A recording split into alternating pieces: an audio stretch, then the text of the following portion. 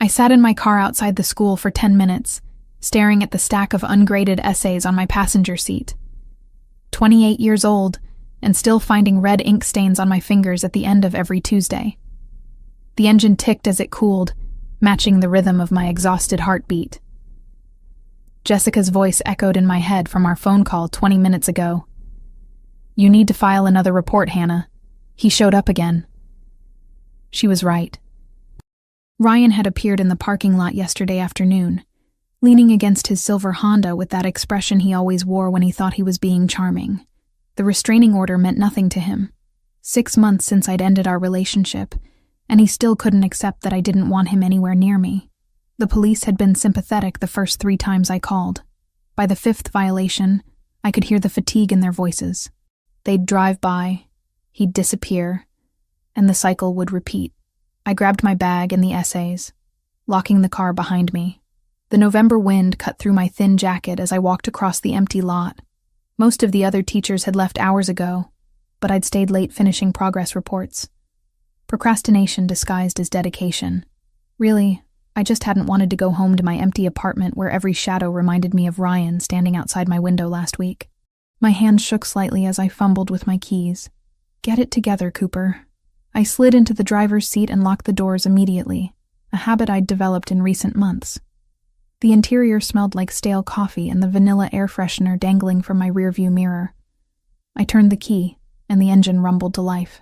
Jessica called again as I pulled onto the main road.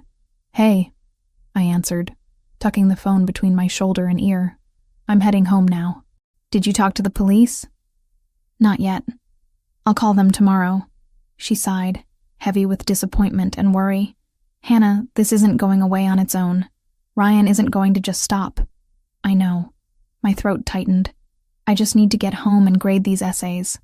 I can't think about him right now." "You need to think about your safety.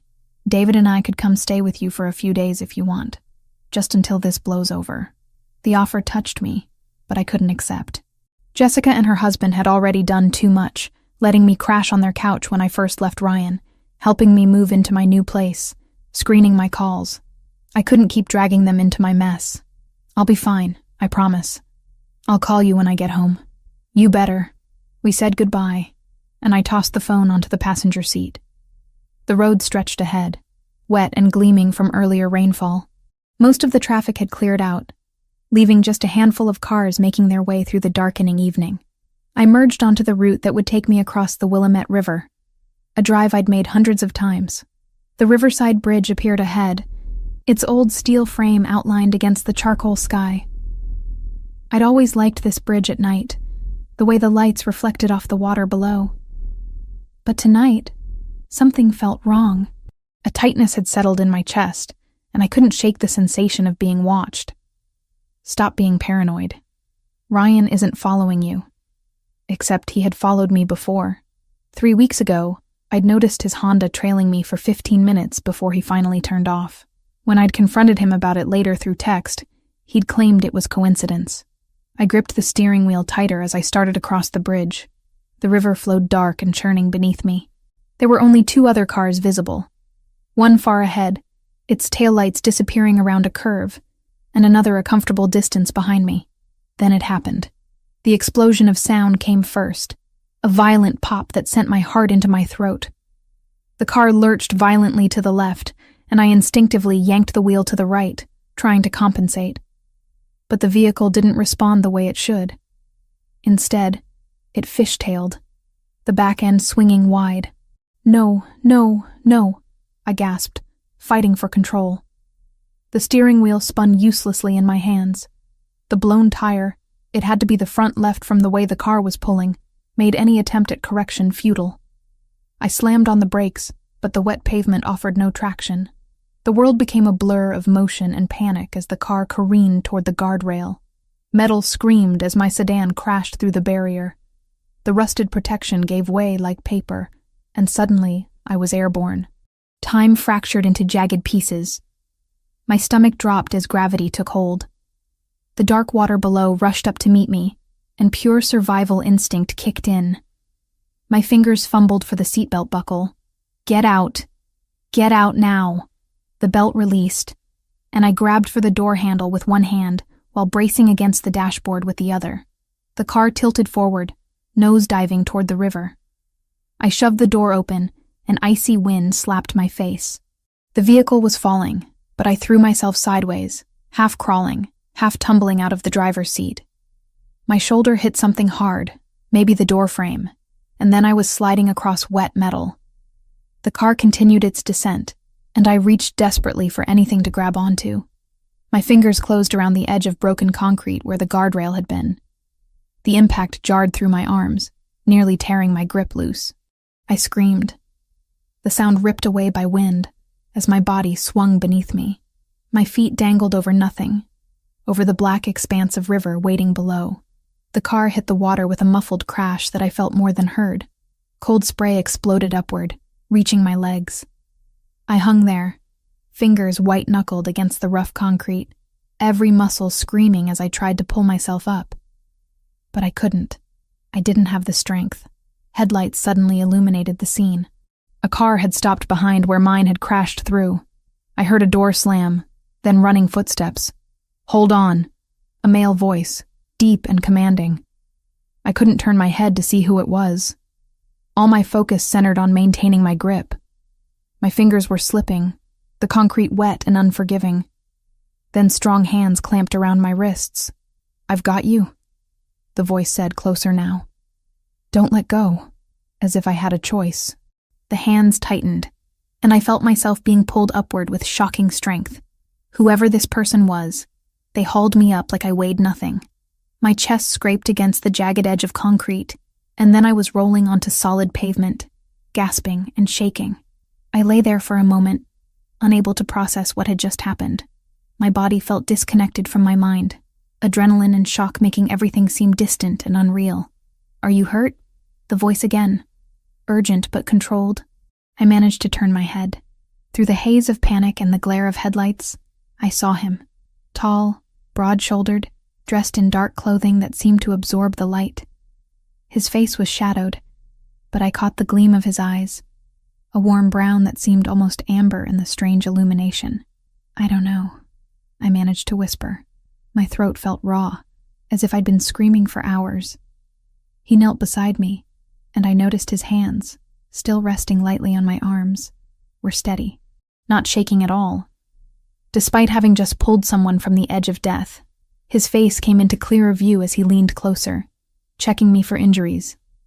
Strong jaw, dark hair pushed back from his forehead, an intensity in his gaze that made me feel simultaneously safer and more exposed than I'd ever been. "Can you move?" he asked. I tested my limbs, wiggling fingers and toes. Everything hurt, but nothing felt broken. "Yes, we need to get you off this bridge." "Can you stand?" With his help, I struggled to my feet. My legs felt like water, barely able to support my weight. He kept one arm around my waist, supporting me effortlessly as he guided me toward his car. I caught a glimpse of it, a sleek black sedan that screamed money. Another man appeared, this one older and bulkier, emerging from the driver's side. "Boss, police will be here soon. We should move." "Boss?" The word registered dimly through my shock. "Get the door," the man holding me ordered. The driver complied immediately, opening the back door of the sedan. My rescuer helped me into the leather interior, and I sank into the seat, trembling violently now that the adrenaline was fading. He slid in beside me, and the door closed with a solid thunk that muffled the sound of approaching sirens. "Hospital," he said to the driver, "the private facility on Morrison Street, not the public one." "Wait," I protested weakly. "I should talk to the police, file a report." He turned to look at me, and in the dim light of the car's interior, I got my first clear view of him. He was maybe mid-30s, devastatingly handsome in a way that felt almost dangerous. His eyes, that unusual amber brown, studied me with an intensity that made my breath catch. "You're in shock, and possibly hypothermic. Medical attention first. The police can wait. But my car, the accident, I saw what happened. The police will recover your vehicle and investigate. Right now you need to be checked by a doctor." There was something in his tone that didn't invite argument. Not aggressive, but absolutely certain. I wanted to protest further, but exhaustion crashed over me like a wave. My body hurt in places I didn't know could hurt, and the trembling wouldn't stop. He removed his coat, a long black wool that probably cost more than my monthly salary, and draped it over my shoulders. The fabric was still warm from his body, and it smelled faintly of something expensive and woodsy.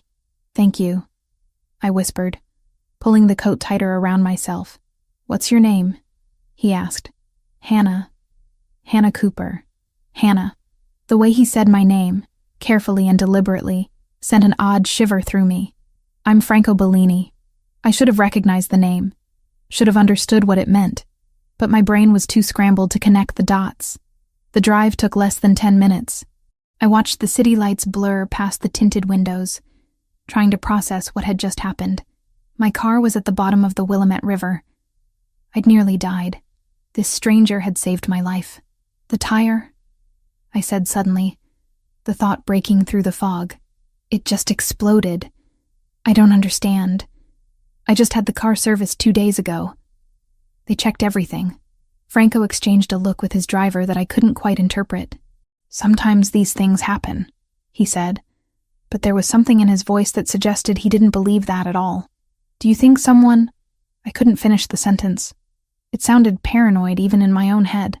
"Do you have reason to think someone might want to hurt you?" Ryan's face flashed through my mind.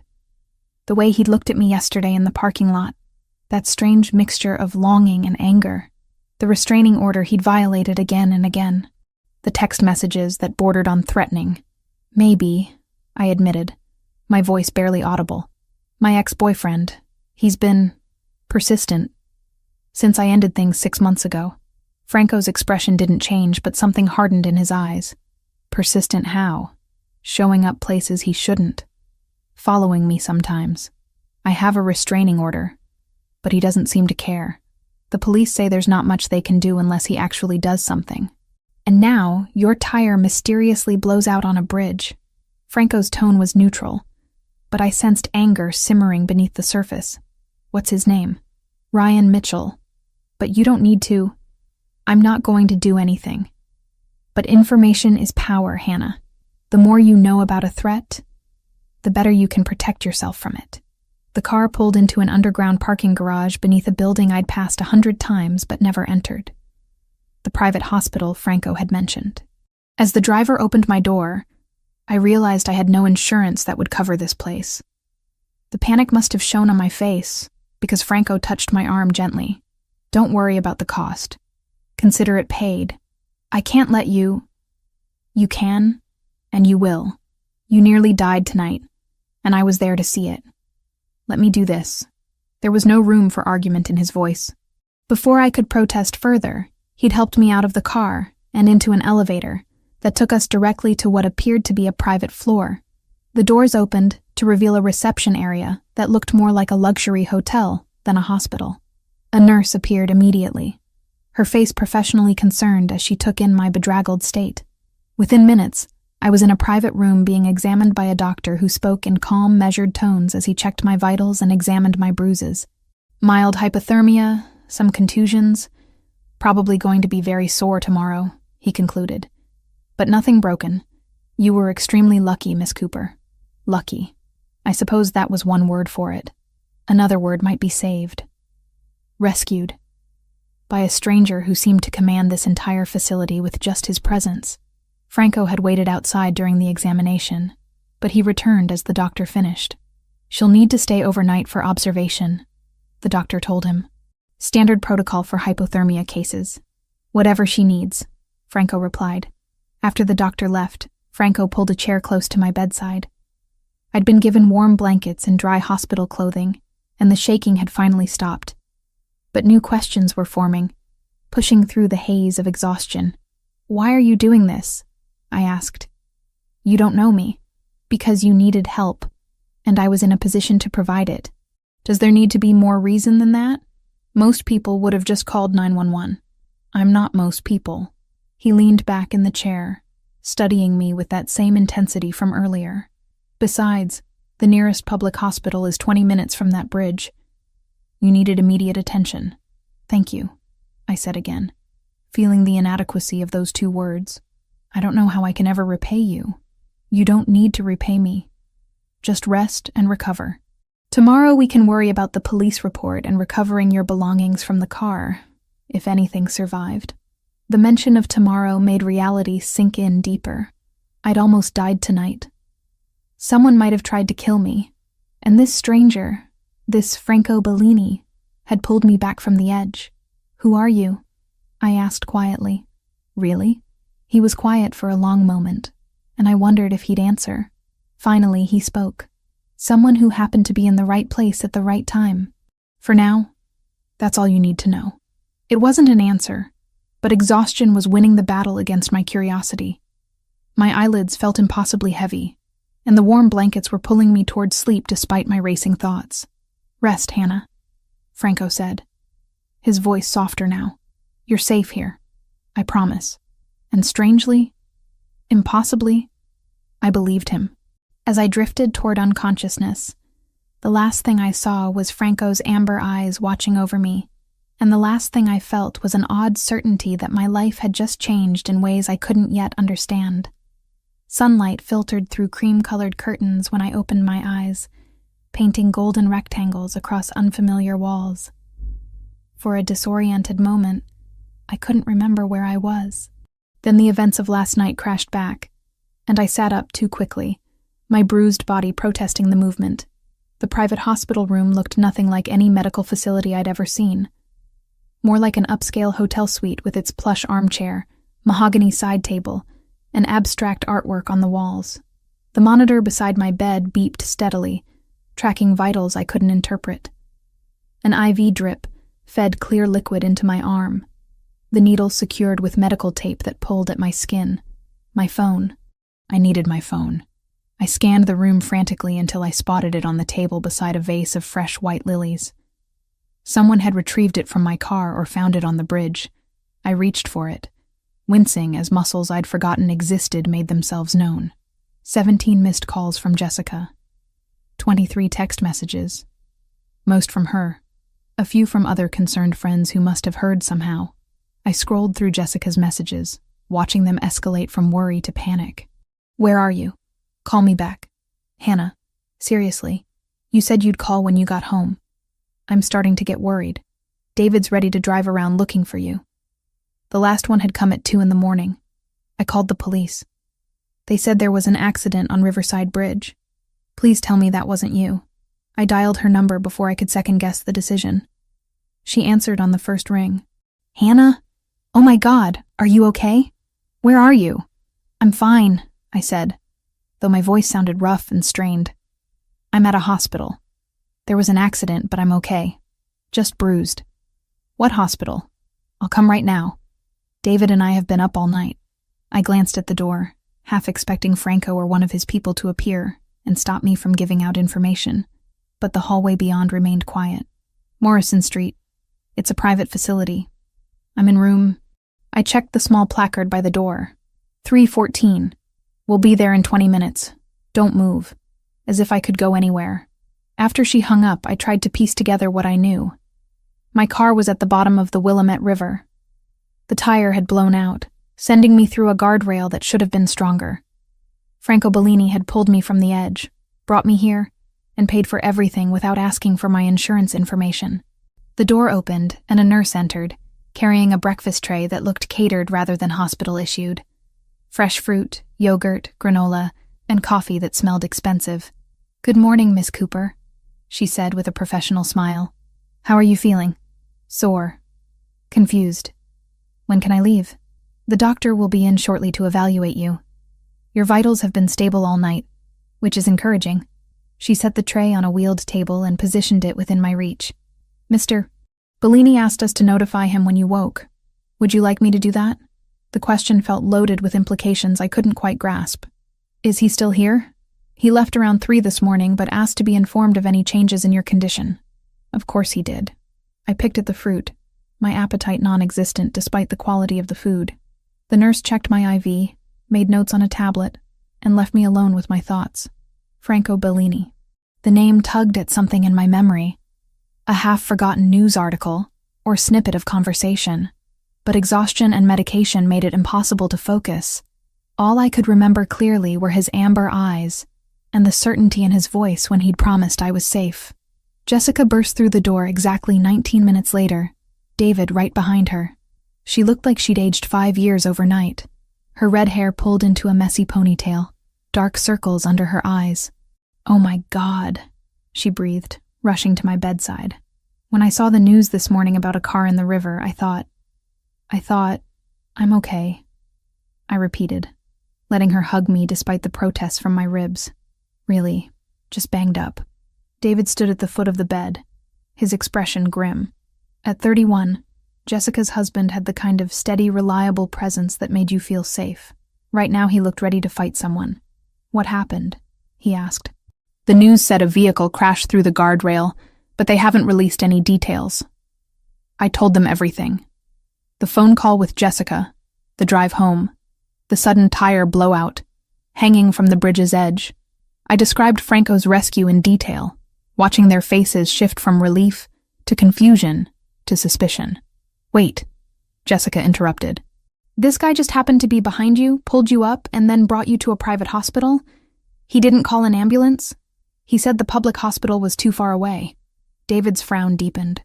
"Morrison Street Private is where politicians and CEOs go when they need discretion. It's not exactly a trauma center." "It has excellent facilities," I defended, though I wasn't sure why I felt the need to justify Franco's decision. "They've taken good care of me." "I'm sure they have." Jessica sat on the edge of my bed, taking my hand. "But who is this Franco Bellini? Did you get his contact information?" "We need to thank him properly." Before I could answer, the door opened again. I expected the doctor, but instead, a man in his late 40s entered, dressed in a sharp gray suit. He had the kind of face that revealed nothing, weathered and cautious. "Miss Cooper," he said, his voice carrying a slight accent I couldn't place. "I'm Joseph Caruso, head of security for Mr. Bellini. I hope I'm not interrupting." Jessica and David exchanged glances. "Security?" Jessica asked. Joseph pulled a tablet from his briefcase, not acknowledging her question. "I've been investigating the incident last night. With your permission, I'd like to discuss what we've found." "We?" I asked. "Mr. Bellini asked me to look into the circumstances of your accident. He was concerned about some of the details." David stood straighter. "Shouldn't the police be handling this?" "The police are conducting their own investigation, of course. But Mr. Bellini has resources they don't." Joseph tapped his tablet, bringing up images. "These are from traffic cameras on Riverside Bridge, captured approximately 30 minutes before your vehicle crashed through the guardrail." He turned the screen toward me. The image showed a car pulled over on the shoulder of the bridge, hazard lights blinking. The license plate was covered, deliberately obscured with what looked like mud or paint. This vehicle was stationary for approximately 8 minutes before driving away. Shortly after it departed, you entered the bridge. He swiped to another image, this one showing debris on the road that I'd been too focused on driving to notice. "These are consistent with industrial nail strips, the kind used in controlled tire punctures." My stomach dropped. "Someone sabotaged the bridge. Someone sabotaged your route," Joseph corrected. "The debris was concentrated in the right lane, exactly where you'd be driving based on your typical patterns." "Wait," David interjected. "How do you know her typical patterns?" Joseph met his gaze without flinching. "Mr. Bellini is thorough. Once he learned about the restraining order against your ex-boyfriend, he had me pull together background information to assess potential threats." Jessica stood abruptly. "He's been investigating Hannah, without her knowledge?" "He's been protecting her," Joseph corrected, his tone mild but firm. "There's a difference." The room felt suddenly smaller, the air heavier. I should have been angry, violated by the invasion of privacy. Instead, a cold certainty settled in my chest. "Ryan did this. He tried to kill me. We can't prove that yet," Joseph said. "But the evidence strongly suggests premeditation." The nail strips were placed and removed, leaving minimal trace. The guardrail you crashed through had been deliberately weakened. Metal cut partially through so it would fail under impact. Jessica sank back onto the bed, her face pale. This wasn't just road rage or an accident. This was planned. Extensively planned, Joseph agreed. Whoever did this knew your schedule, knew which route you'd take, and had the time and resources to prepare the trap. The police, I said weakly. Have you told them? We've shared what we found. They're examining the vehicle, though recovery from the river may have compromised evidence. He swiped to another set of images. However, we managed to locate these before the city's recovery team arrived. The photos showed metallic fragments, twisted and sharp. The remnants of industrial nail strips photographed in situ before they could be washed away or lost. David moved closer, studying the images. This is solid evidence. They can trace where these were purchased, look for witnesses. We're already doing that, Joseph said. Mr. Bellini has contacts throughout the city. We'll find answers faster than official channels. Why? The question burst out of me. Why is Franco doing all this? He doesn't know me. We're complete strangers. Joseph's expression softened slightly. The first crack in his professional facade. Mr. Bellini believes in protecting people who can't protect themselves. When he witnessed your accident and learned about the circumstances, he felt responsible isn't the right word. Invested, perhaps, in ensuring this doesn't happen again. That sounds like more than just good Samaritan behavior, Jessica said, suspicion clear in her voice. Mr. Bellini is not a typical businessman, Joseph acknowledged. His methods may seem unconventional, but his intentions are genuine. A knock at the door interrupted the tension. The doctor entered, a woman in her 50s with kind eyes and efficient movements. Miss Cooper, I need to conduct your discharge examination. If your visitors could step outside for a few minutes? Jessica hesitated, clearly reluctant to leave me alone with Joseph. I nodded reassuringly. It's okay, I'll be fine. After they'd filed into the hallway, the doctor performed a thorough check of my injuries. The bruising was spectacular, purples and yellows blooming across my ribs and shoulders, but nothing was broken. The mild hypothermia had resolved overnight. You're extremely fortunate, she said, helping me sit up. Given the height of that bridge and the temperature of the water, this could have ended very differently. When can I leave? Within the hour, if you have somewhere safe to go and someone to stay with you for the next 24 hours. You shouldn't be alone. Jessica and David returned as the doctor finished her notes. Joseph had disappeared, apparently deciding discretion was appropriate during the medical examination. You're staying with us, Jessica announced before I could suggest otherwise. No arguments. David already called the school and told them you'd be taking a few sick days. Relief and guilt warred in my chest. You guys have already done so much. We're doing what friends do, David said firmly. Besides, until they catch whoever did this, you shouldn't be in your apartment alone. The door opened again, and this time Franco Bellini entered. He looked different in daylight, less like a shadow and more like a man.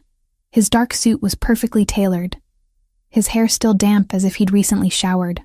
Those amber eyes found mine immediately, and I felt the same strange jolt of connection from last night. Hannah, he said, my name sounding different in his mouth than anyone else's. I'm glad to see you're recovering well. Jessica positioned herself between us, protective instincts on full display. You must be Mr. Bellini. We want to thank you for saving Hannah's life. No thanks necessary. His attention remained on me, though he acknowledged Jessica with a slight nod. Joseph briefed you on what we found. He did, I confirmed. It's a lot to process. Franco moved closer, ignoring the tension radiating from my friends. I know this is overwhelming. You've been through a traumatic experience, and now you're learning it was deliberate. But I want you to understand something important. He pulled a chair close to my bedside, sitting so we were at eye level. The intimacy of the gesture wasn't lost on anyone in the room. You're not safe going back to your normal life right now. Whoever did this, whether it's your ex-boyfriend or someone else, they're still out there. They failed once. They might try again. The police will protect her, David said, though his tone lacked conviction.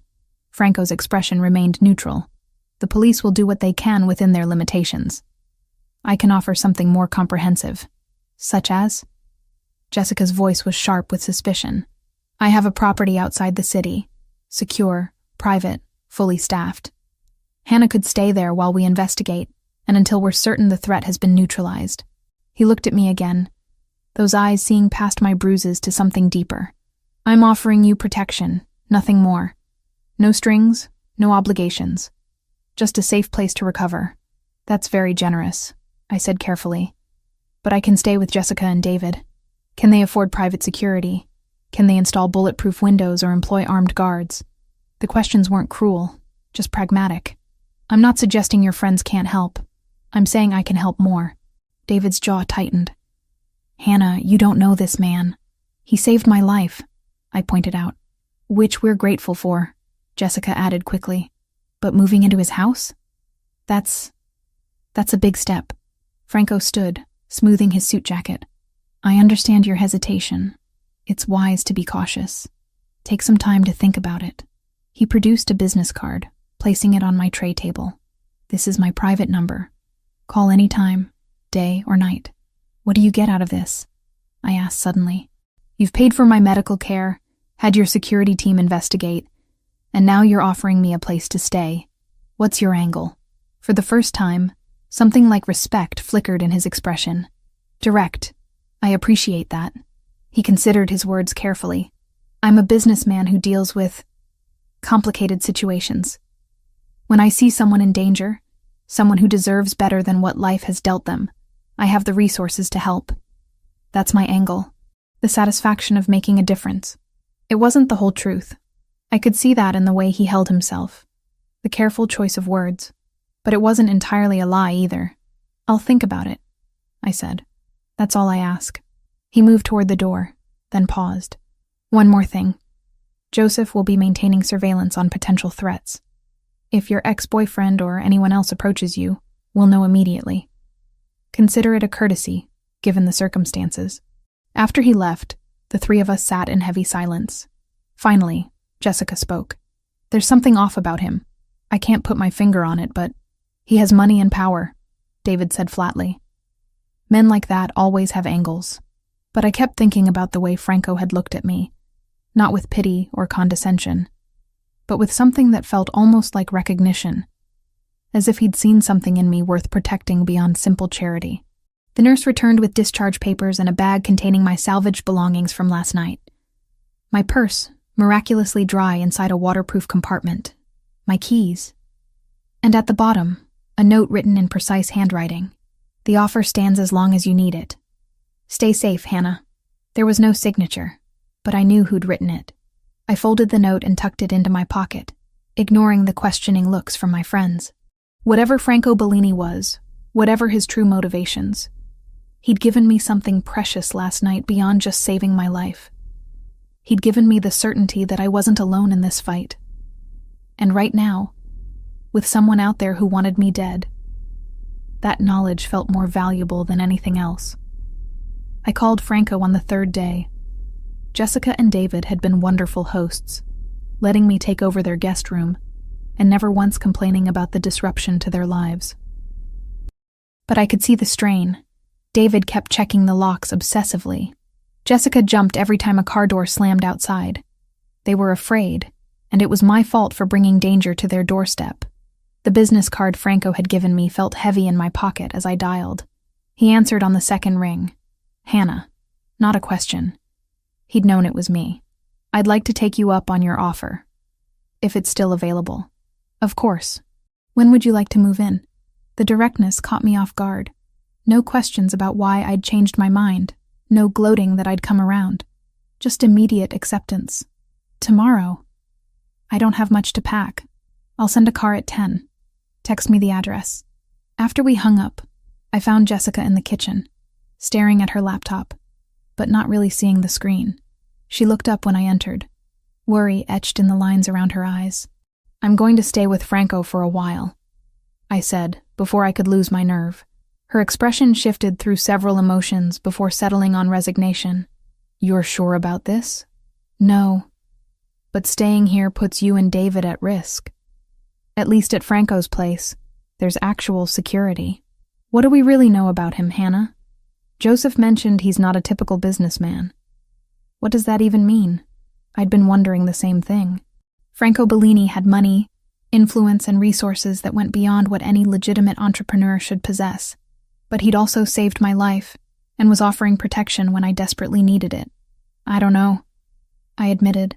But right now, he's the only option that doesn't put innocent people in danger. Jessica stood and pulled me into a tight hug. Call me every day. Promise me. I promise. Her voice softened.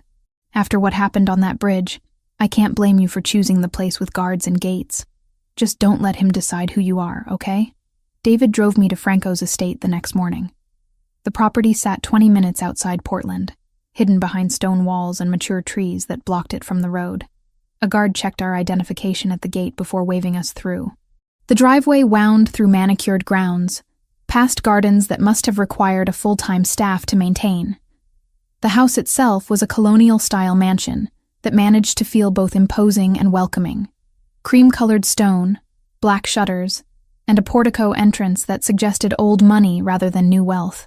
Jesus, David muttered, pulling to a stop in the circular drive. This place is massive. A woman in her 50s emerged from the front door, smiling warmly. She had the kind of face that invited trust, laugh lines around her eyes and silver threading through her dark hair. You must be Hannah, she said, approaching my side of the car. I'm Maria. I manage the household.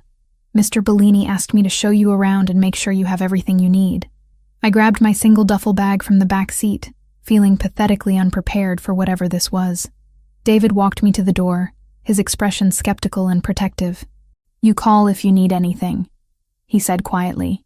Anytime, day or night. We'll come get you. I will. Thank you for everything. After David drove away, Maria led me inside. The entrance hall alone was larger than my apartment, with polished hardwood floors and a staircase that curved up to the second floor. But it wasn't ostentatious. Family photos lined the walls, and fresh flowers filled a vase on a side table. Mr. Bellini is in the city handling business, Maria explained as we walked. But he wanted me to make sure you're comfortable. I'll show you to your room. She led me upstairs and down a hallway lined with closed doors. My room was at the end, spacious and bright with windows overlooking the gardens. A queen bed dominated the space, dressed in soft linens. A private bathroom connected through a door on the left. This is beautiful, I said, setting my bag on the bed. Mr. Bellini said to give you the blue room. It gets the best morning light. Maria moved to the windows, adjusting the curtains. The house has security, but you're free to move around as you please. Kitchen, library, gardens, all available. Dinner is usually at 7 if Mr. Bellini is home, but I can bring something to your room if you prefer. Thank you, Maria. This is more than generous. She smiled gently. Mr. Bellini is a good man, whatever else people might say about him. You're safe here, Hannah. After she left, I unpacked my meager belongings and tried to settle in. The room felt like a luxury hotel, not quite real. I tested the bed, soft but supportive, and explored the bathroom, which had a clawfoot tub and the kind of expensive toiletries I'd only seen in magazines. Eventually, restlessness drove me downstairs. I wandered through the main floor, taking in the formal living room, the study lined with books, the dining room that could seat 12. Everything was tasteful, expensive, but lived in. Not a showpiece, but an actual home. I found my way to the back of the house, where French doors opened onto a stone patio. Beyond that stretched the gardens I'd seen from my window. I stepped outside, breathing in the November air, crisp and clean. That's when I heard it. Church bells, distant but clear. Following the sound, I walked through the garden along a path lined with late-season roses. The bells grew louder until I reached a small building tucked among the trees. A chapel, its white stucco walls and simple cross unmistakable. The door stood slightly ajar. I hesitated, feeling like an intruder, then pushed it open quietly. The interior was simple but beautiful. Wooden pews, stained glass windows that cast colored light across the floor, and at the front, an altar with a crucifix. And kneeling before that altar, head bowed in prayer, was Franco Bellini. He wore dark pants and a white shirt, the sleeves rolled to his elbows. His hands were clasped, lips moving silently. I'd never seen anyone pray with such intensity, such complete focus. It was intimate in a way that made me feel I shouldn't be watching. I started to back out, but a floorboard creaked under my foot.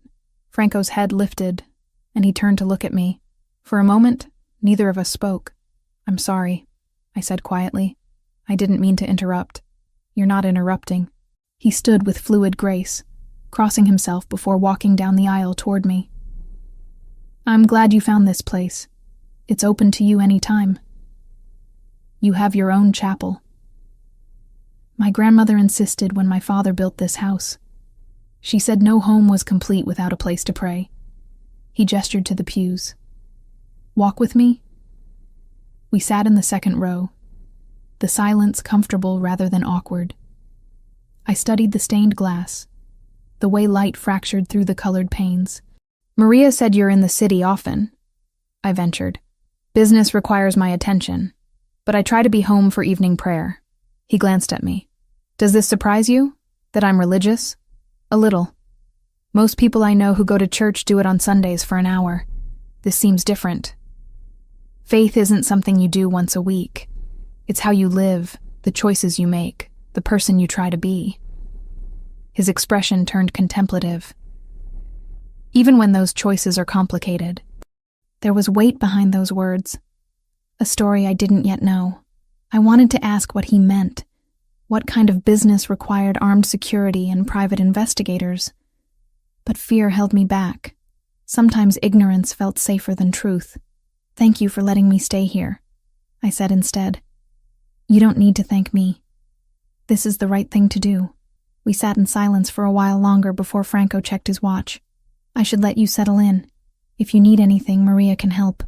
"And Hannah?" He waited until I met his eyes. "You can go anywhere on the property. Consider this your home while you're here." After he left, I remained in the chapel, trying to reconcile the man who prayed with such devotion with the man who commanded such obvious power. The contradiction fascinated and frightened me in equal measure. Dinner that evening was surprisingly casual. Maria had prepared pasta with a simple tomato sauce, salad, and bread that smelled like it had been baked that afternoon. Franco joined me in the smaller dining room off the kitchen, still dressed in his work clothes, but with his tie removed and collar loosened. "How was your first day?" he asked, serving himself pasta. "Surreal. Beautiful, but surreal. The adjustment takes time. You've been living in survival mode for months. Safety feels strange when you're not used to it." Yeah, the observation was too accurate. "How do you know so much about me?" Joseph's reports were thorough. But also I recognized the signs. The way you check exits, watch shadows, startle at unexpected sounds. He took a bite of pasta, considering his words. "You've been hunted. It leaves marks." Speaking from experience? Something dark flickered across his face, in a manner of speaking. We ate in silence for a moment before I gathered courage. "Joseph mentioned your business involves complicated situations. What does that mean exactly?" Franco set down his fork, giving me his full attention. "It means I operate in areas most people prefer not to think about. I provide services, solve problems, protect interests that exist outside conventional structures." "That's deliberately vague." "Yes. Why won't you tell me the truth?" "Because once you know certain things, you can't unknow them. And I'd prefer not to burden you with information that might put you in more danger. I'm already in danger. Ryan tried to kill me. Ryan is one threat. There are others in this world, Hannah. People who would use any connection to me as leverage. The less you know, the safer you are." It should have been frustrating, but his logic made sense. Still, curiosity gnawed at me. "Are you part of organized crime?" He studied me for a long moment. "Would it matter to your decision to stay here if I was?" I thought about it honestly. "I don't know. Probably not, since my alternative is being alone and vulnerable. But I'd like to know what I'm accepting protection from." "Fair enough." He leaned back in his chair. "I'm the head of an organization that controls certain operations in the Pacific Northwest. We don't deal in drugs or human trafficking. We handle security, arbitration, and business interests that require discretion. Some of what we do is legal. Some exists in gray areas. And yes, sometimes we use methods that would concern law enforcement." The honesty was startling. I'd expected denial or deflection, not a straightforward admission. "You're telling me you're a criminal." "I'm telling you I operate in a system parallel to the one most people live in. Whether that makes me a criminal depends on your perspective. Most perspectives would say yes." Most perspectives haven't faced the situations that require someone like me. He picked up his fork again. I'm not asking you to approve, Hannah. Just to understand that the protection I'm offering is real and effective, precisely because of what I am. We finished dinner with safer topics, Maria's cooking and the history of the estate, but Franco's confession lingered in my mind. He was a criminal who prayed daily, a man of violence and faith. The contradiction should have sent me running. Instead, it made him seem more human, more real than the mysterious savior who'd pulled me from the bridge. That night, lying in the comfortable bed in the blue room, I heard footsteps in the hallway. Quiet, measured. I held my breath until they passed, heading toward the stairs. Later, much later, I heard them return. Franco, I realized. Doing rounds, checking the house, ensuring everything was secure. I fell asleep feeling safer than I had in months, despite knowing I was under the protection of a man who operated outside the law, or perhaps because of it. In a world where someone had tried to murder me with industrial nail strips and a weakened guardrail, maybe conventional safety was an illusion. Maybe what I needed was someone who understood danger intimately, who moved through shadows and knew how to fight back. Morning arrived with weak sunlight filtering through the curtains. I showered, dressed in clean jeans and a sweater from the clothes Maria had somehow procured in my size, and made my way downstairs. The house was quiet, except for sounds from the kitchen. Following coffee's aroma, I found Franco at the table reading a newspaper, already dressed in another expensive suit. "Good morning," he said, glancing up. "There's fresh coffee and Maria left breakfast warming in the oven." I poured coffee and retrieved a plate of eggs and toast. "Do you always wake up this early?" "Habit from my father. He believed mornings were for prayer and planning." Franco folded the newspaper.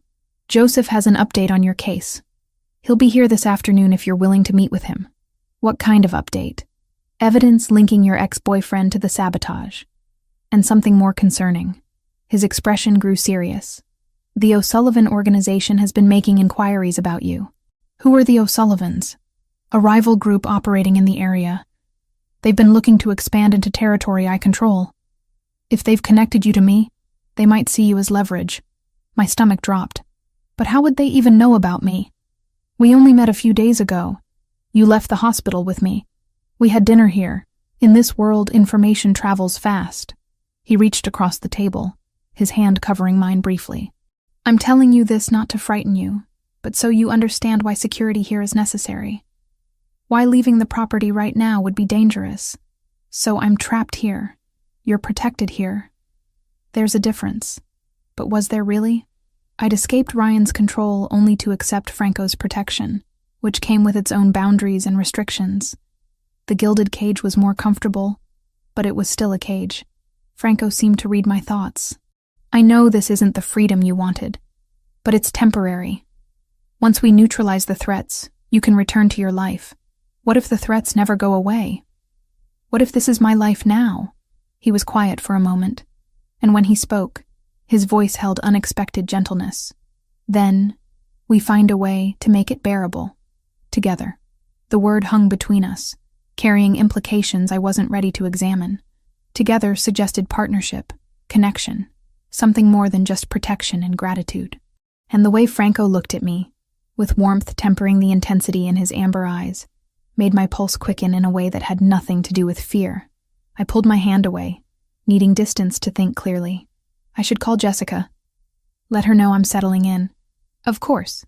Your phone works here, though Joseph has added some security protocols to prevent tracking." After breakfast, I retreated to my room and called Jessica. She answered immediately, relief evident in her voice. "Thank God. I was starting to worry when you didn't call last night. I'm sorry. It was a long day and I crashed early." I filled her in on the estate, careful not to mention Franco's confession about his business. Some things were mine to process before sharing. "So, you're really staying there? With this man we barely know?" "For now. It's either this or put you and David at risk again." She sighed heavily. "I hate this. I hate that you're in this situation." "I know. Me too." We talked for another 20 minutes, catching up on her school news and David's work. Normal things that felt increasingly distant from my new reality. After hanging up, I noticed a text from an unknown number. Opening it, I found a message from Joseph. Meeting at 2 p.m. in Mr. Bellini's study. Be prepared for disturbing information. The warning made my hands shake slightly as I set the phone down. Whatever Joseph had discovered, it was bad. And in a world where someone had already tried to kill me once, that was saying something. 2 weeks at Franco's estate had given me a false sense of security. I fell into a rhythm. Mornings in the chapel listening to church bells. Afternoons reading in the library. Evenings sharing meals with Franco when business allowed him to be home. The bruises from the bridge had faded to yellow-green shadows, and the nightmares came less frequently. Then Jessica called with news that shattered the calm. The school needs you back, she said. Mrs. Peterson is asking when you'll return. They can't hold your position forever. I stood by the window in my room, watching security patrol the grounds. I don't know if I can come back yet. Hannah, it's been 2 weeks. You can't hide forever. The word hide stung, because it was accurate.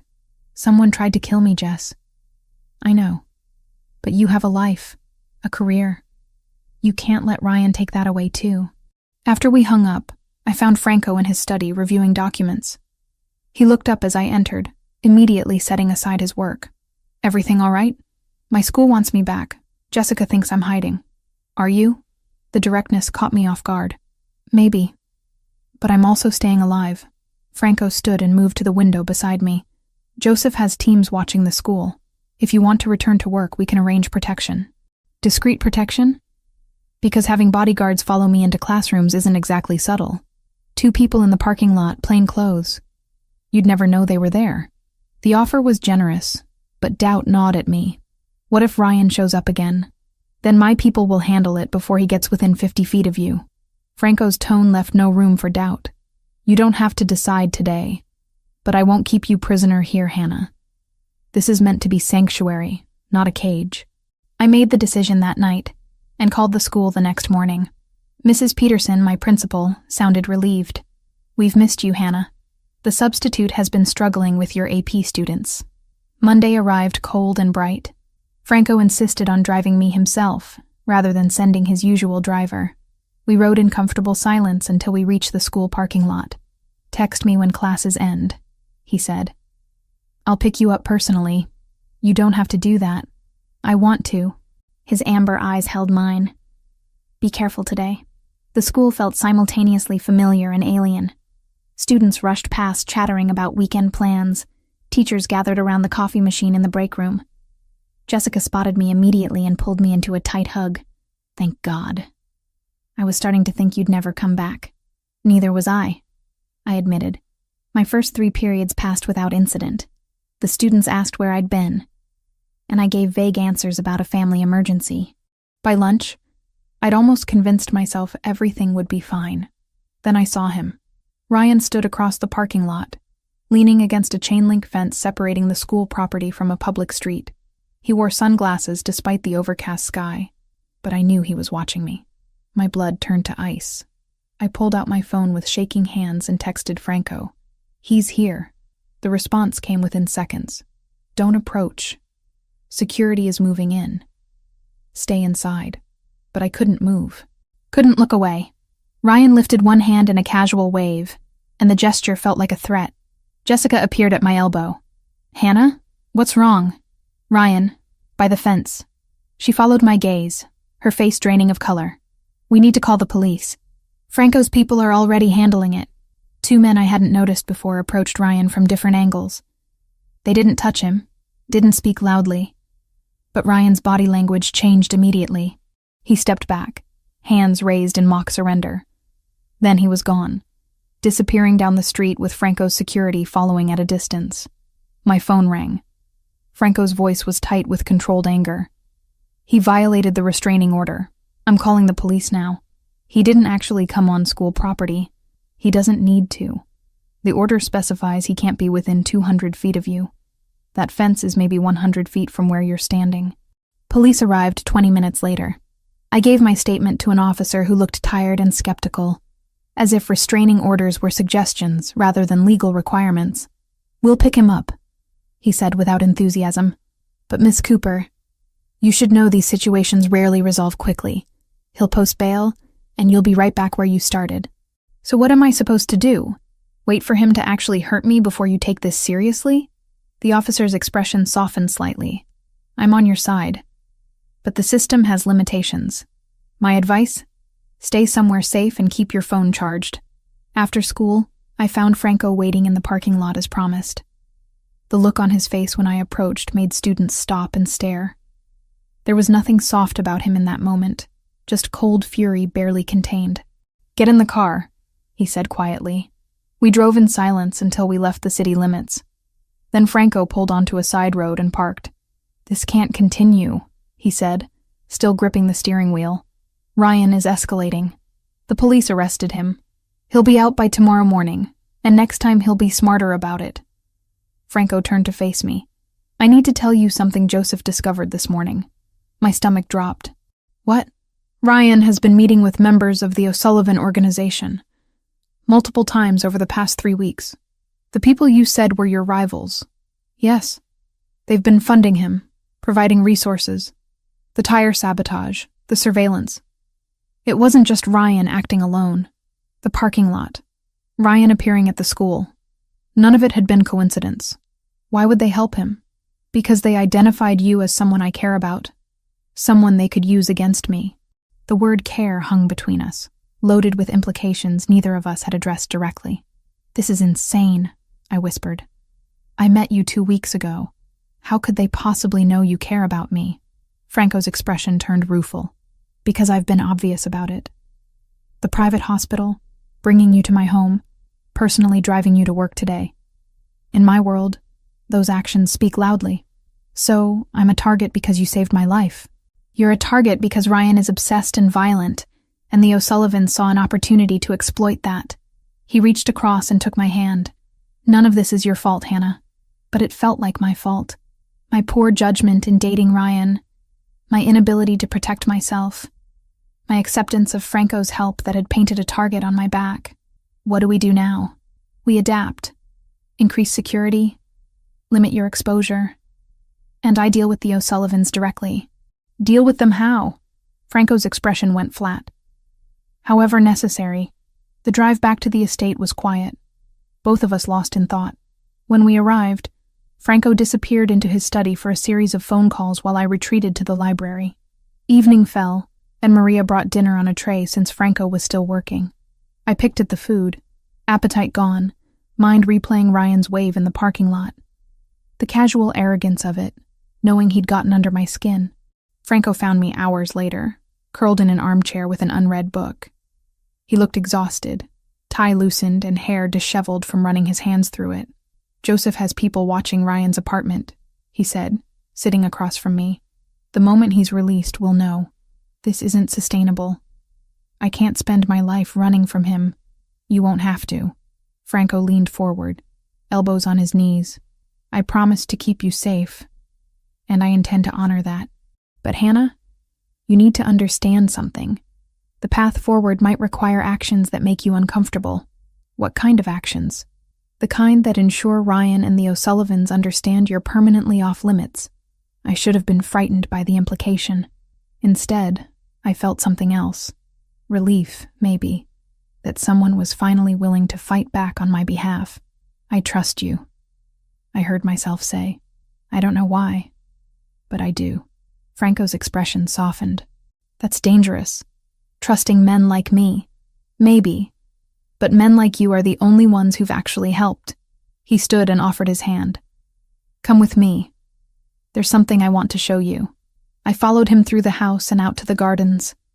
Night had fallen completely, stars visible above the trees. Franco led me to the chapel, its white walls glowing in the moonlight. Inside, candles flickered on the altar. Franco had been here recently, praying again. When my father died, Franco said quietly, I made promises I've spent 15 years keeping. Promises to protect the family, maintain our territory, never show weakness. He turned to face me. But tonight, in this place, I want to make a different promise. My heart hammered against my ribs. Franco, I will keep you safe, Hannah. Not because you're leverage or responsibility, but because from the moment I pulled you off that bridge, you became important to me. more important than business or territory or any promise I made to dead men. The rawness in his voice undid something in my chest. I closed the distance between us, reaching up to touch his face. He caught my hand, holding it against his cheek. "You deserve better than this," he murmured. "Better than me, better than this life. Stop telling me what I deserve. Let me decide that." Then I kissed him, not desperately like I might have after the trauma of the bridge, but deliberately, choosing him, choosing this, choosing to stop running from the one person who'd truly seen me. Franco responded with surprising gentleness, one hand cradling the back of my head, while the other wrapped around my waist. The kiss deepened slowly, building heat between us that had nothing to do with danger and everything to do with want. When we finally broke apart, both breathing hard, Franco rested his forehead against mine. "This changes things," he said. "I know. I'm not an easy man to love, Hannah. I'm not asking for easy. I'm asking for real." He pulled back enough to meet my eyes. "Real is all I know how to give." That night, lying in my bed alone because Franco insisted we take things slowly despite the kiss, I finally understood what I'd been feeling. Safety wasn't just about security teams and reinforced windows. It was about finding someone who saw you completely, flaws and fears and broken parts, and chose to stand beside you anyway. Franco Bellini was dangerous, complicated, wrapped in violence and shadows, but he was also the man who prayed every morning, who kept his promises, who looked at me like I mattered more than anything else in his complicated world. And tomorrow, when Ryan made bail and resumed his obsessive hunt, I wouldn't face it alone. The weeks after our kiss in the chapel transformed into something I hadn't expected. Franco became both my protector and my partner. Though we moved slowly, deliberately, testing the boundaries of what we were becoming to each other, he still slept in his own room, still maintained careful distance. But the looks between us had changed, charged with possibility. I requested an extended leave from school. Mrs. Peterson granted it reluctantly after I explained the ongoing safety concerns. Jessica called every few days, her worry evident even through the phone. "You're really staying there? With him?" "Yes. Hannah, I'm scared for you. Not just because of Ryan, but because you're getting involved with someone we know nothing about." She wasn't wrong to worry, but what she couldn't understand was how safe I felt here, despite the danger swirling outside the estate walls. Or maybe because of it. Franco's world was violent and complicated, but it was also oddly honest. No pretense, no hidden agendas, just clear lines and consequences. Franco started including me in parts of his life he'd previously kept separate. He took me to a community center in the Italian neighborhood of Portland, where teenagers practiced basketball in a gym that had his family's name on a plaque. An older woman hugged him when we arrived, speaking rapid Italian. "My grandmother would have loved you," Franco said as we watched the kids play. "She believed in using our resources to build something good. Your family funded this? My father started it. I've maintained it. These kids, they don't have much, but they have a safe place to go after school, meals, tutoring. Some of them will make it out of poverty because of this center." I saw the pride in his expression, the genuine care. This was the man who prayed every morning, who tried to balance the darkness of his work with light wherever he could find it. We also visited a restaurant on the waterfront where ex-convicts worked in the kitchen and dining room. Franco knew each person by name, asked about their families, listened to their struggles with finding housing and staying clean. "Society throws them away," he explained during the drive home. "One mistake and they're marked forever. I give them a second chance. Some succeed, some fail, but at least they have the opportunity." "Is this guilt?" I asked carefully. "Trying to atone for your other business?" "Partially, but also pragmatism. These people are loyal because I've shown them respect when no one else would. That loyalty is valuable." Everything with Franco had layers. Good intentions mixed with strategic thinking, compassion entangled with self-interest. It should have disturbed me more than it did. One afternoon, I found him in the library working through documents. He looked up as I entered, setting aside his papers. "I need to ask you something," I said, settling into the chair across from him. "The school wants me to decide about coming back permanently or taking a longer leave. Maybe until next semester. What do you want to do? I don't know. Teaching is my career, my identity. But I can't focus on AP literature when I'm constantly looking over my shoulder for Ryan. Franco was quiet for a moment. What if you could teach without the exposure of a public school? Private students, maybe. Or develop an educational program that you controlled. I don't have the resources for that. But I do. He leaned forward. I've been thinking about expanding the community center. Adding educational components. Tutoring programs for kids who are falling behind. You could design it, run it. Use your skills without the vulnerability of a public setting. The offer was generous, and clearly something he'd been considering. You'd fund that? The center already has my family's money. Adding education services makes sense. And it gives you purpose, independence. You wouldn't be hiding here. You'd be building something. The idea appealed more than I wanted to admit. A way to teach without fear, to contribute without becoming a target. I'd need time to develop curriculum, understand what the kids need. Take whatever time you need. The center isn't going anywhere. That night at dinner, Franco received a call that made his expression go cold. He excused himself, disappearing into his study. When he returned an hour later, tension radiated from every line of his body. Ryan posted bail, he said without preamble. He's back on the streets. My appetite vanished. Already?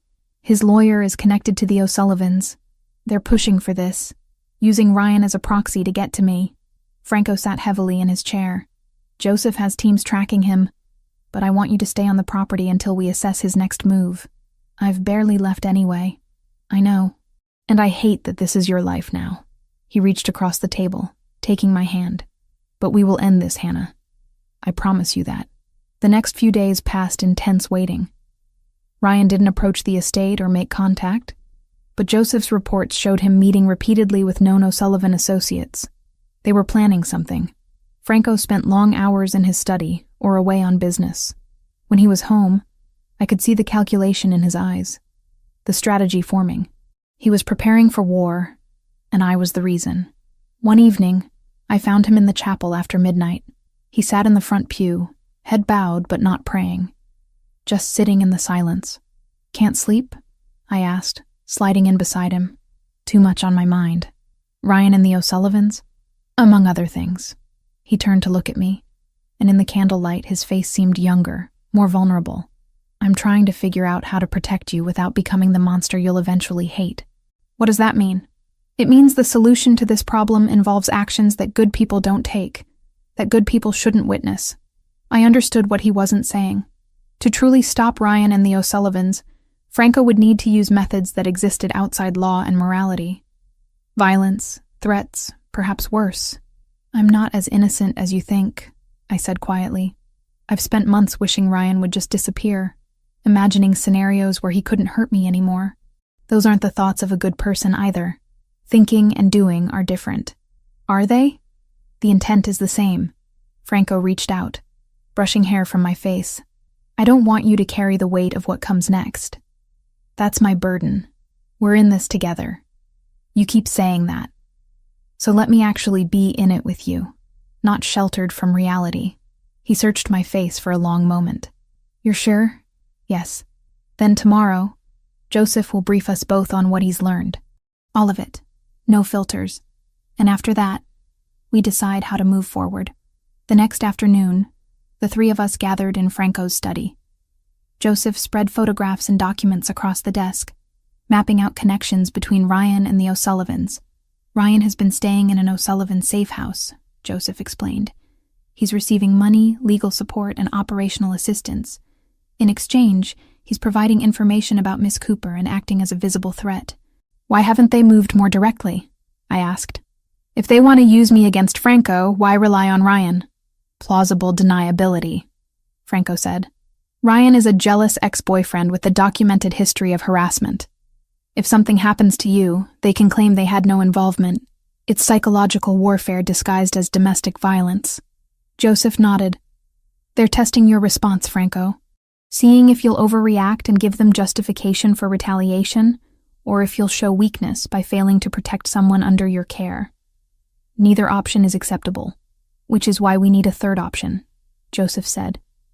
One that removes Ryan from the equation and sends a clear message to the O'Sullivans without starting open conflict.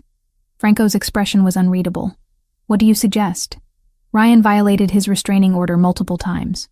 With proper evidence and pressure in the right places, we can ensure his bail is revoked and he faces significant jail time. Meanwhile, we approach the O'Sullivans directly and negotiate terms. They won't negotiate, Franco said. They see weakness in my attachment to Hannah. Then we demonstrate it's not weakness, but motivation. Joseph pulled out another photograph, showing an O'Sullivan-controlled warehouse. Hit them where it costs.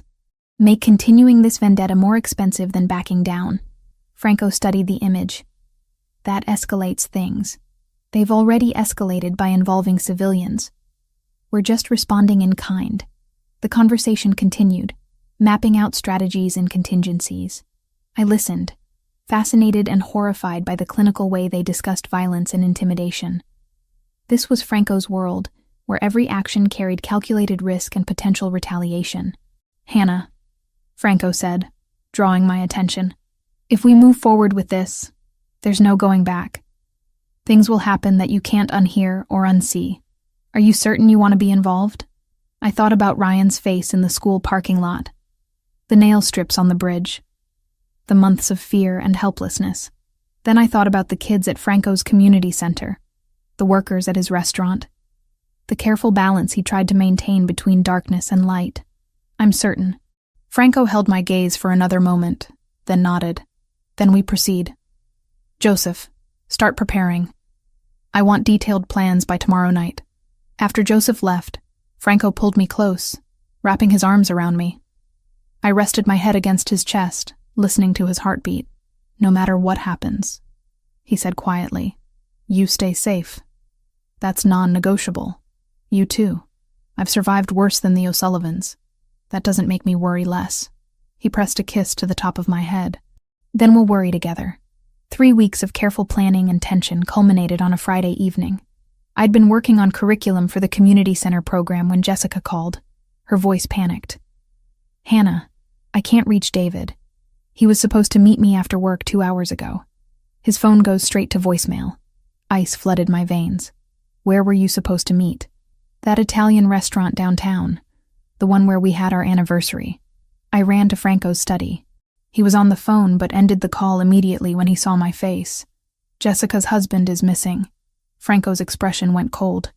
He dialed Joseph before I finished explaining, speaking in rapid commands. Within minutes, we had confirmation. David Turner had left his office at 5:30. His car was still in the parking garage. He'd never made it to the restaurant. The O'Sullivans took him, Joseph said over speakerphone. We're tracking now. Why David? I asked, though dread already supplied the answer. Leverage, Franco said grimly. They know Jessica is your closest friend. Taking her husband sends a message. My phone buzzed with an incoming video. Unknown number. Franco grabbed it before I could, his jaw clenching as he watched. He turned the screen toward me. David sat in a chair, hands bound, clearly frightened but unharmed. Behind him, 2 men I didn't recognize. The video had no audio, just David's terrified face, and a timestamp showing it was recorded 20 minutes ago. A text followed. Your choice, Bellini. The woman or the friend's husband. Midnight. Warehouse District, Pier 9. Come alone. They're forcing a decision, Joseph said. Classic intimidation tactic.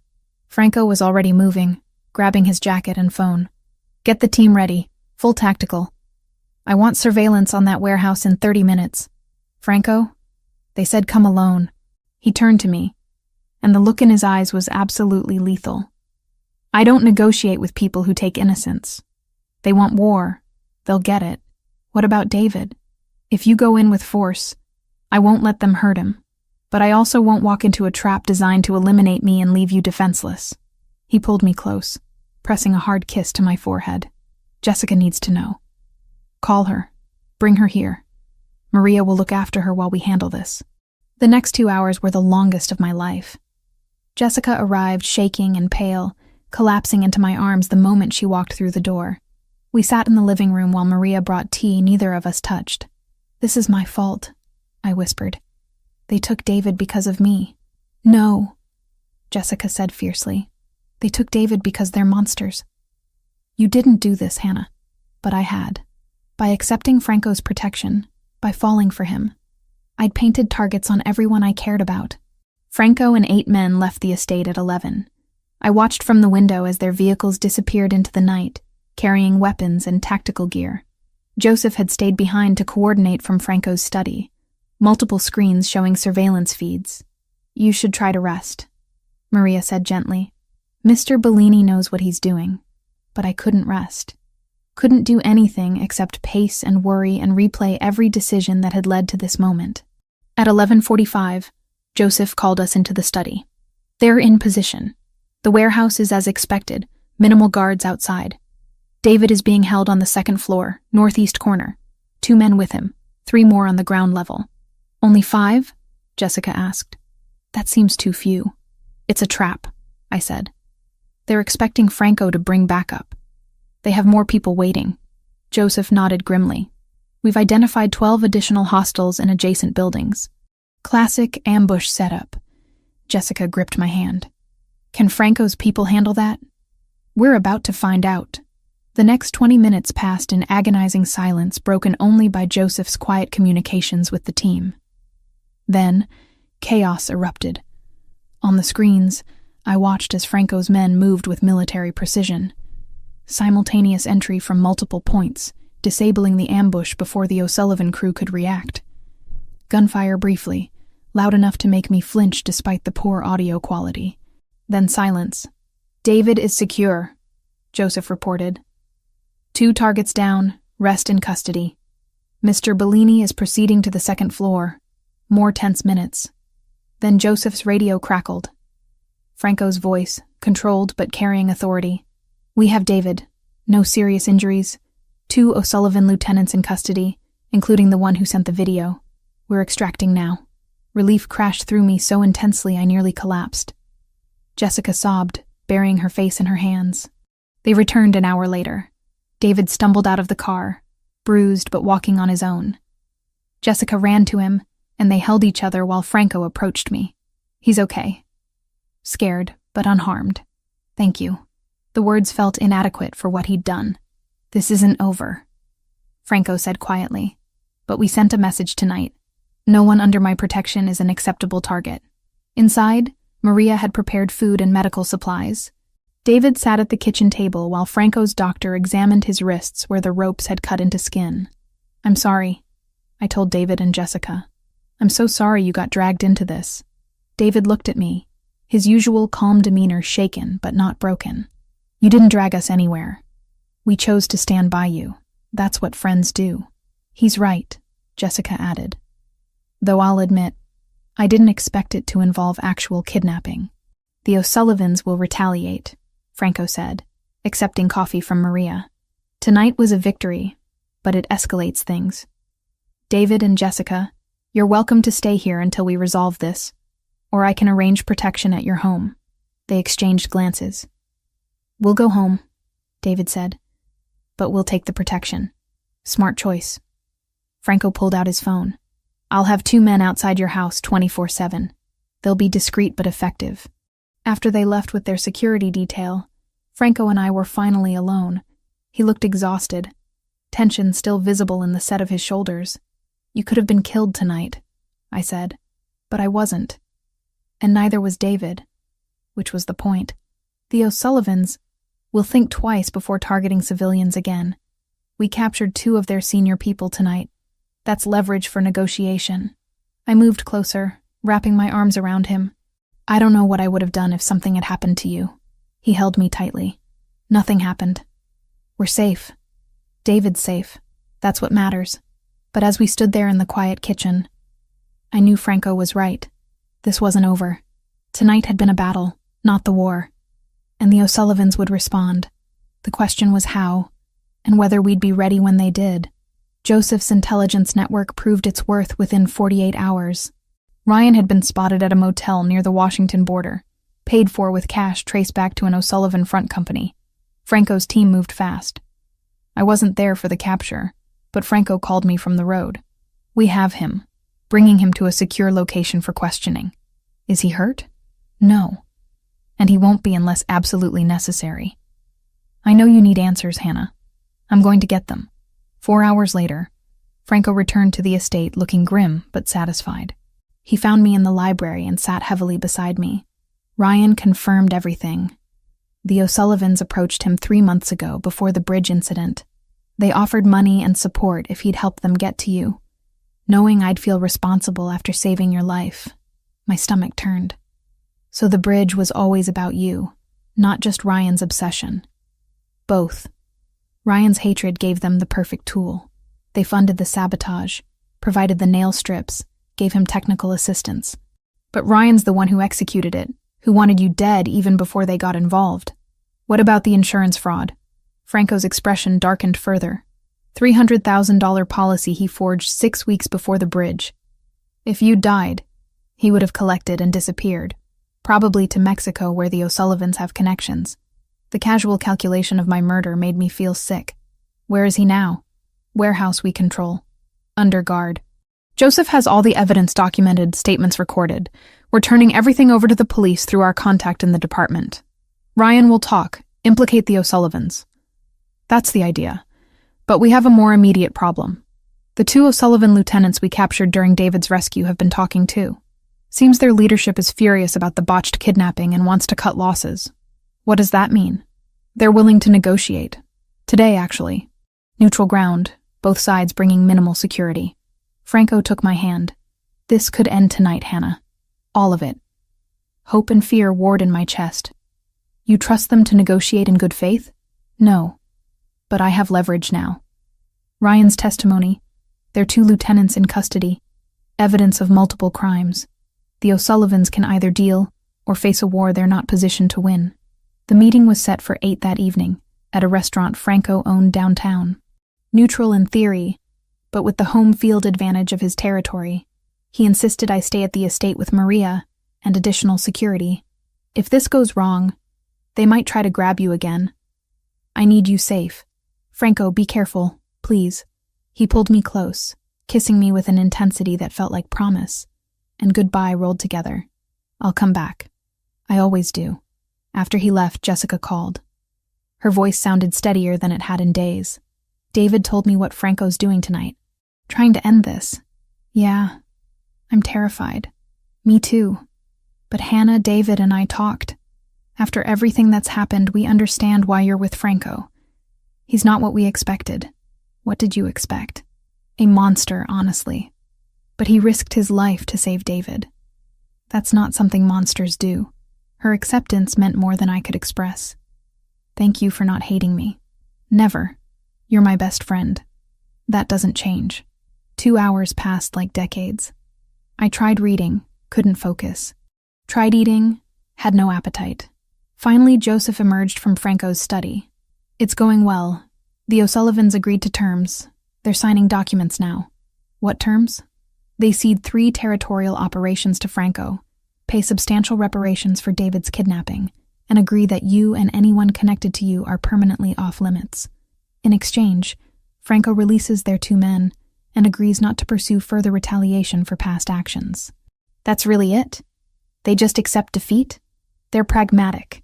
Continuing cost them more than conceding. Franco demonstrated he's willing to escalate, that he has the resources and intelligence to hurt them badly. Sometimes knowing when to fold is the smart play. Franco returned just after 10, looking exhausted but triumphant. I met him at the door, and he swept me into his arms. It's over. Signed, witnessed, binding. The O'Sullivans are out. And Ryan? Being transferred to police custody tomorrow morning with a complete file of evidence. The prosecutor I spoke with expects multiple charges. Attempted murder, fraud, conspiracy, stalking. He's looking at 20 years minimum. Relief crashed through me so powerfully I started crying.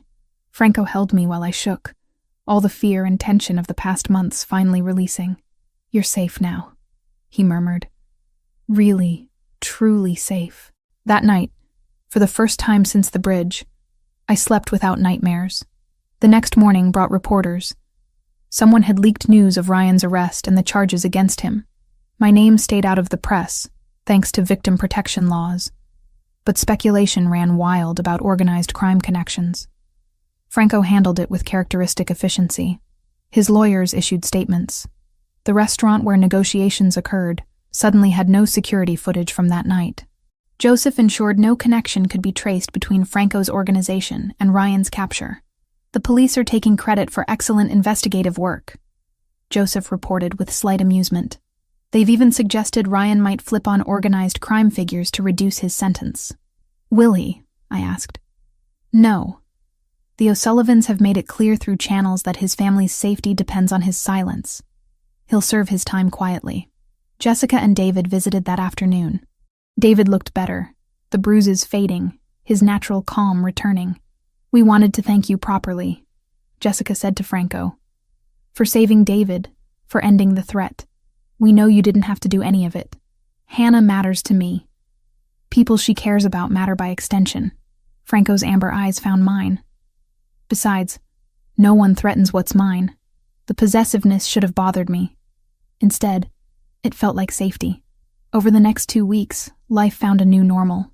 I officially resigned from the school and began building the educational program at Franco's community center. Jessica visited regularly, our friendship stronger for surviving crisis together. Franco and I fell into the rhythm of actual partnership. He taught me about his world, the careful balance of power and respect that kept his organization stable. I showed him mine, sharing books and ideas and the simple pleasure of quiet evenings. One night, 3 weeks after Ryan's arrest, Franco found me in the library. He held a small velvet box, and my heart stopped. It's not what you think, he said quickly, seeing my expression. Not yet, anyway. But I wanted you to have this. Inside was a delicate gold chain with a small cross pendant. Simple, beautiful. It was my grandmother's. She wore it every day, said it reminded her that faith wasn't about perfection, but about trying to be better. He took the necklace out, fastening it around my neck. You make me want to be better, Hannah. Every day. I touched the cross, feeling the weight of what he was really saying. This wasn't a proposal, but it was a promise, a commitment to whatever we were building together. I love you, I said, the words finally finding their way out. Franco's face transformed, tenderness replacing his usual guardedness. I've loved you since the bridge. Since I pulled you up and saw the fight in your eyes despite the fear. He kissed me then, gentle and deep. And I knew with absolute certainty that my life had irrevocably changed the night my car went through that guardrail. Not just because of the danger, but because it had led me here, to this man, this complicated love, this unexpected future. Ryan Mitchell would spend the next 2 decades in prison. The O'Sullivans had retreated to lick their wounds. And I had found something I'd stopped believing existed. Someone who would stand between me and the world's darkness, without asking me to be less than I was. 3 months had passed since Ryan's arrest. The trial was set for next spring, but the prosecutor assured us the evidence was overwhelming. Franco's lawyer had ensured my testimony could be given via video to protect my identity. The peace with the O'Sullivans held. Joseph's reports showed they'd honored their agreement, staying clear of Franco's territory and making no moves toward retaliation. Business had actually improved for Franco, with the seeded operations bringing in substantial revenue. My educational program at the community center launched in January to an enthusiastic response. 20 students enrolled in the first session, mostly teenagers who'd fallen behind in traditional schools. Teaching them felt different than my old job, more personal and rewarding. Franco proposed on a Sunday evening in February. We'd been walking through the estate gardens, the last of winter's chill still in the air. He led me to the chapel, now familiar ground where we'd shared so many quiet moments. Inside, candles illuminated the altar. Franco had been here earlier, preparing. Hannah Cooper, he said, turning to face me and dropping to one knee. 6 months ago, I pulled you off a bridge, and my life changed forever. You brought light into darkness I'd accepted as permanent. You challenged me, matched me, made me want to be the man you deserve. He pulled out a ring, simple and elegant, with a single diamond. Not ostentatious, just beautiful. Marry me. Build a life with me. Let me spend every day proving you made the right choice. Tears blurred my vision. Yes, Absolutely yes. The ring slid onto my finger perfectly. Franco stood and kissed me, both of us laughing and crying simultaneously. Jessica screamed when I called her with the news. "Oh my God, you're marrying the Mafia boss. He prefers businessman." "I'm sure he does. Hannah, are you happy? Really, truly happy?" I looked at Franco across the room, watching me with those amber eyes that had seen me at my worst and loved me anyway. I've never been happier. The wedding was planned for late April, 6 weeks away. Small, intimate, just family and close friends. Father Michael, the priest who'd known Franco's family for decades, agreed to perform the ceremony, despite understanding the full scope of Franco's business. "God's grace extends to all who seek it," he told us during our pre-wedding counseling. "Franco, you've done much in your life that grieves the Lord, but I've also seen your charity, your protection of the weak, your genuine faith. Marriage to Hannah is a new chapter. Make it count." Jessica helped me find a dress, cream silk that flowed rather than poofed. Simple, like everything else about the ceremony. Franco wore a dark suit and looked devastating. The chapel filled with people I'd come to know over the months. Maria, weeping openly. Joseph, stone-faced but with suspiciously bright eyes. Kids from the community center. Workers from Franco's restaurant. David, fully recovered and standing as one of Franco's groomsmen. Jessica stood beside me as maid of honor, squeezing my hand when I got emotional during vows. "I, Hannah, take you, Franco, to be my husband, to stand with you through light and shadow, to love the complicated man you are, to build something honest and real in this messy life we've chosen." Franco's voice was steady, but his hands trembled slightly, taking mine. "I, Franco, take you, Hannah, to be my wife, to protect you always, to honor the strength that first caught my attention, to thank God every day for the moment our paths crossed. Father Michael blessed us, pronounced us married, and Franco kissed me with such tenderness that several people in the congregation wiped their eyes. The reception happened in Franco's garden, transformed with lights and flowers. Music played, people danced, and for one perfect evening, the complications of our lives faded into joy. "You did it," Jessica said, hugging me tightly. "You found your person in the most unlikely place." "I really did." Franco's family embraced me completely. His uncle, a man in his 70s with Franco's eyes, pulled me aside. "You're good for him. I see it in how he carries himself now. Less burdened. Thank you for that." 3 months after the wedding, I woke feeling nauseous. Maria noticed immediately. "When was your last cycle?" I counted back and realized with shock that I was 6 weeks late. "Oh my God," she smiled knowingly. "I'll send someone to the pharmacy." The test was positive. Then another. And another, just to be sure. Franco was in his study when I found him. He looked up as I entered, immediately reading something in my expression. "What's wrong?" "Nothing's wrong. I'm pregnant." He stared at me for a full 5 seconds. Then he stood, walked around the desk, and dropped to his knees in front of me. His hands went to my still flat stomach, his forehead resting against it. "Thank you," he whispered. "Thank you." I ran my fingers through his hair. This powerful, dangerous man reduced to gratitude and awe. "We're having a baby." He looked up, and I saw tears tracking down his face. A baby. Our baby. That night, he held me gently, one hand never leaving my stomach as if protecting what grew there. We talked about names, nurseries, what kind of parents we wanted to be. "I want better for our child than what I had," Franco said. "The family business, the violence, the moral compromises. I want them to have choices I didn't. We'll give them that. Together." Jessica and David visited the next day, David bringing flowers and Jessica bringing excitement. "A baby Bellini! This is amazing." She hugged me carefully as if I might break. "How's Franco handling it?" He cried, actually cried. "That man really loves you." "I know. I really love him too." Looking back at the month since that night on the bridge, from the terror of that ledge to the joy of this moment, felt surreal. Ryan was imprisoned, paying for his crimes. The O'Sullivans had backed down, their threat neutralized. My career had transformed into something more meaningful than I'd imagined.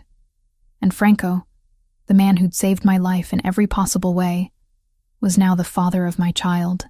I stood in the garden that evening, watching sunset paint the sky gold and pink. Franco came up behind me, wrapping his arms around my waist. "What are you thinking about? That night on the bridge? How terrified I was. How certain I was going to die. And now?" I leaned back against him, feeling the solid strength that had never failed me. "Now I'm more alive than I've ever been." His lips brushed my temple. "Good, because this is just the beginning, Hannah. Our beginning." In the distance, the chapel bells rang for evening prayer. Franco would go soon to kneel before the altar, thanking God for grace he felt he didn't deserve. And I would wait here, one hand on my stomach, thinking about the future we were building together. A future born from tragedy, forged in danger, and secured by a love neither of us had expected but both of us had chosen. The hand that pulled me from the abyss had never let go, and I had no intention of ever releasing it either.